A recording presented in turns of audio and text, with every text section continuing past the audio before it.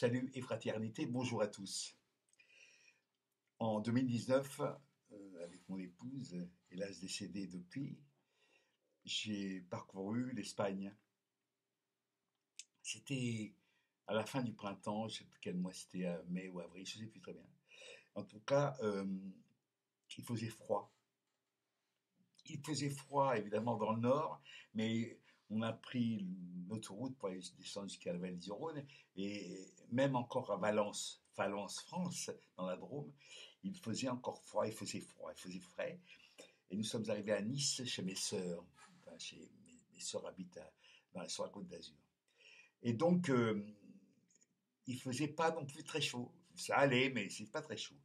Et on devait aller en Italie. Et puis, on regarde la télé et on voit qu'il y a des inondations en Toscane, je crois, et une partie d'Italie. Donc, je dis à Dany, écoute, tu voulais voir Vesoul, mais plutôt tu voulais voir Rome, et on va pas aller à Rome. Tu voulais voir Séville, on va aller à Séville. Voilà. Donc, on est parti. On a traversé l'Aude sans nous y arrêter. Donc, on a une maison là-bas. Et donc, direction l'Espagne. Et Gérone d'abord. Donc, on a fait Nice, Gérone. Et puis, après, l'étape d'après, c'était Valence, Valencia. Alors, euh, je signale que mon épouse est d'origine espagnole, plutôt catalane, hein, de la province de Tarragone. Son grand-père était catalan. Voilà, sa grand-mère aussi d'ailleurs, euh, per- euh, paternelle. Donc, il y allait quelques fois en Espagne. Alors, ce qui est surprenant, ce qui était surprenant déjà à l'époque, c'était qu'il y avait, après Valence, Valencia, tout en descendant vers l'Andalousie, tous les rios, les cours d'eau étaient totalement secs, mais totalement secs. On n'a pas vu un avec de la flotte. Alors si, bien sûr, quand on remonte vers Madrid et qu'on traverse forcément le Tage et qui passe à Tolède et qui se jette au Portugal, évidemment à Lisbonne, le Tage, le- là il y avait de l'eau, évidemment, l'Èbre aussi, il y avait de l'eau. Et puis dans le sud, complètement dans le sud, le Guadalquivir, il y avait de l'eau. Pas trop, mais il y avait de l'eau. C'était pas non plus, c'est pas complètement sec. Je rappelle quand même que Guadalquivir, ça vient de Oued el-Kébir. C'est un nom arabe, évidemment. Alors justement, en parlant des Arabes, euh, il faut quand même remarquer qu'ils avaient en Afrique du Nord et en Espagne, l'Andalous, ils avaient une gestion de l'eau absolument fabuleuse. Les Romains aussi avant eux. Ils avaient le pont du Gard. Il y a une belle gestion de l'eau, de l'eau. Euh, voilà, ils avaient compris un certain nombre de choses au niveau hydrologique. C'est intéressant parce qu'il y a une vraie culture de l'eau. Il y a une culture de l'eau dans ces pays-là, qui sont des pays réputés secs, arides et ça. Ce qui est un peu vrai d'ailleurs, surtout dans la partie centrale de l'Espagne. La vieille Castille, c'est une sorte de steppe voilà, ou assez aride, assez sèche, avec des montagnes autour, mais voilà. Et donc on s'arrête notamment à Valencia, qui est une très belle ville. Ce que je remarque finalement, c'est que toutes ces villes-là, sans doute à cause des ravages de la guerre civile, la guerre d'Espagne, c'est très, très neuf, c'est très jeune, très neuf. Il y a une urbanisation assez fabuleuse quand même. On oublie aussi, il ne faut pas oublier non plus que toute la Costa Brava avait été quand même fortement urbanisée à la fin du règne de Franco, quand finalement on s'est rendu compte que le tourisme c'était quand même quelque chose d'intéressant sur le plan financier, sur le plan du voilà, le tourisme. L'Espagne, même Franco, a joué sur le tourisme, surtout sur la Costa Brava. Donc, évidemment, urbanisation, encore une fois, à outrance. Hein. c'est intéressant parce que finalement, on s'aperçoit aussi que depuis le Moyen Âge, au sujet de la gestion de l'eau, notamment à Valencia, dans la Vuelta de Valencia, la Horta de Valencia, c'est gigantesque autour de Valence, c'est ce grand jardin pour fruits et légumes, etc. La Vuelta, hein, Horta, horticulture. C'est un endroit très très riche en, en culture, notamment vivrière, en culture maraîchère, très important. Avec, encore une fois, une gestion de l'eau très très pointue, depuis le Moyen Âge, depuis sans doute l'époque hispano-arabe, musulmane. Donc, avec un tribunal de l'eau qui se tenait pour régler les litiges concernant l'eau, l'irrigation, devant la cathédrale de Valencia, et qui existait encore il n'y a pas si longtemps, le tribunal de l'eau. Bon. Alors, certes, il y a eu dans le passé des inondations. Dès l'instant où on est à côté d'un cours d'eau, il y a forcément un moment où il y a des inondations. Ça peut arriver. Bon. Là, quand même, la semaine dernière, enfin il y a 10 jours, la puissance de l'inondation a été quand même assez féroce, quoi. Hein. Alors, tout le monde pointe le fait que, effectivement, il y a depuis 150 ans une urbanisation assez sauvage, assez violente, qui finalement bétonne des tas d'endroits. On ajoute aussi que, pour faire bon poids, qu'un cours d'eau a été détourné avec les inondations, comme de bien entendu, le flot a retrouvé son lit. Voilà.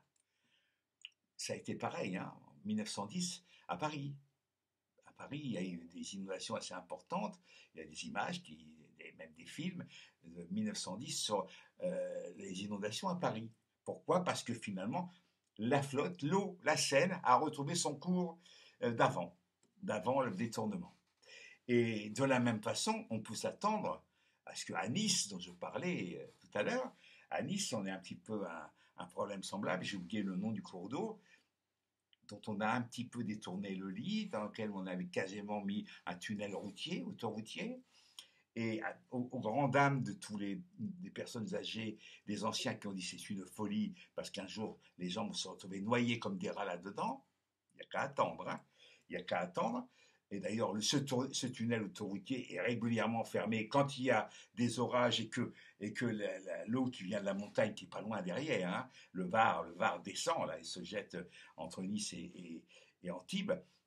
Voilà, donc c'est un peu de la folie urbanistique, toujours la même histoire, hein, le pognon.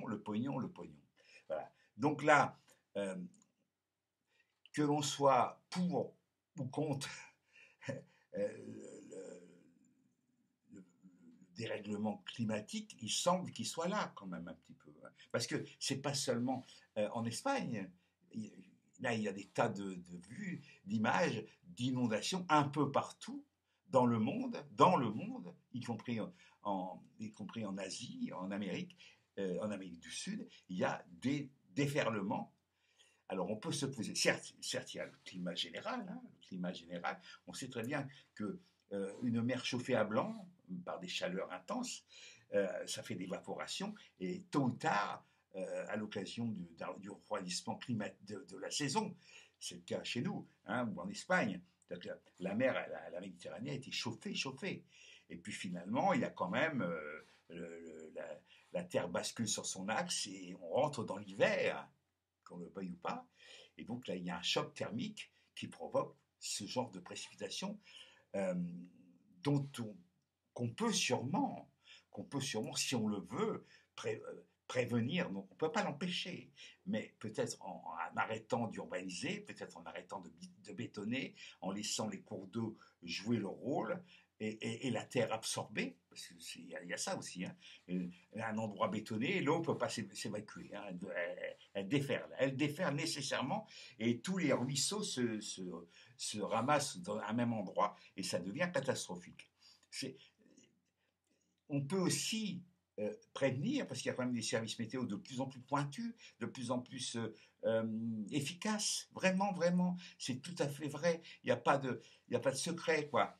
Bon, mais dès l'instant où on ferme, pour des raisons d'économie publique, dès l'instant où on ferme des services météorologiques et de prévention, c'est la porte ouverte à toutes les merdes et à toutes les catastrophes. C'est une évidence. Je, je ne prends pas parti, je constate simplement qu'il y a eu, en France même, un certain nombre de services météo qui ont été fermés. Voilà. Donc on ne sera pas prévenu le jour où ça arrivera. Je voudrais dire quand même, mais parce que vraiment, euh, le roi d'Espagne a été insulté, à mon avis, à juste. Enfin, oui, c'est lui le symbole, hein. C'est comme Louis XVI, hein. C'est lui qui dérouille. Normal, voilà, en bout de chaîne, c'est lui. Et puis le Gulgum Pécus qui lui est dans sa bagnole, il est en train de crever parce qu'il peut plus respirer, il se noie. Voilà, c'est ça le truc. Donc le problème, c'est que il y a quand même toujours au bout du compte, on voit qu'il y a des problèmes d'intérêt financier qui bloquent les choses, qui bloquent les choses. Les gens sont, on les a laissés, vous savez, hein, à Valence, on savait ce qui allait se passer. Les services météo avaient prévenu. Simplement, on n'en a pas tenu compte. On a dit surtout pas perdre une journée de boulot. Donc, il faut que les mecs ils y aillent bosser. Hein. Donc, ils sont allés puis ils sont noyés. Je ne sais pas où on en est actuellement. On doit être à plus de 150, sans compter les disparus, ceux qui ont été entraînés par les flots au loin et qu'on ne va pas retrouver tout de suite. Enfin, il y a eu ça dans l'Aude. C'était quand? Il y a quelques années. C'est pas vieux. Hein. Un pont a été emporté. Euh, voilà. On le sait quand même que il y a des, si ça s'appelle la Dana, c'est ça, la Dana, c'est l'équivalent de notre, comment on appelle ça, euh, un effet, euh, un effet Cévenol, hein. Bon, tous les ans, après l'été, après les chaleurs de l'été, le sud de la France est marqué par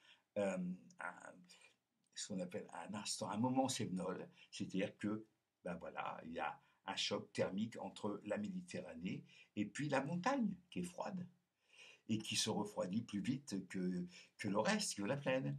Donc voilà, et ça a d'ailleurs provoqué, il y a quelques années, euh, la déferlante d'Antibes ou de Nice, la déferlante. Il y avait tous les jours, en fin d'été, il y avait une grosse vague qui arrivait, qui a posé quelques questions aux riverains qui se faisaient mouiller les pieds parce qu'ils étaient obligés de reculer d'une dizaine de mètres à chaque fois le soir, quand arrivait cette déferlante. Et finalement, on a étudié la question, on a échafaudé des tas d'hypothèses, et puis finalement, on s'est rendu compte que c'était le Var, froid, descendant de la montagne, arrivait euh, dans la Méditerranée chauffée à blanc. Et on le sait, hein, l'eau froide, le froid descend. Et il descendait pas doucement, il descendait brutalement vers le fond. Et donc ça provoquait une sorte de petit tsunami, je dis petit, hein, tout petit, mais qui interrogeait et qui surtout mouillait les pieds des touristes et des baigneurs qui étaient là en fin de journée vers 17, 18 heures, 19 heures. Pof, la déferlante arrivait, on l'attendait. J'y ai assisté moi-même à ce moment-là. C'était je ne sais plus quel été, enfin peu importe. Mais donc il y a des phénomènes comme ça qui peuvent être drôles ou pas, mais qui de toute façon sont des phénomènes physiques. C'est de la physique. Voilà, il faut le savoir. Et, et donc on peut regretter que la culture de l'eau, qui était l'apanage précisément de Valencia, ait été un petit peu oubliée dans les temps modernes, comme on dit. Voilà, hasta Victoria. Et puis, solidaridad con los españoles y los catalanes. Bisous.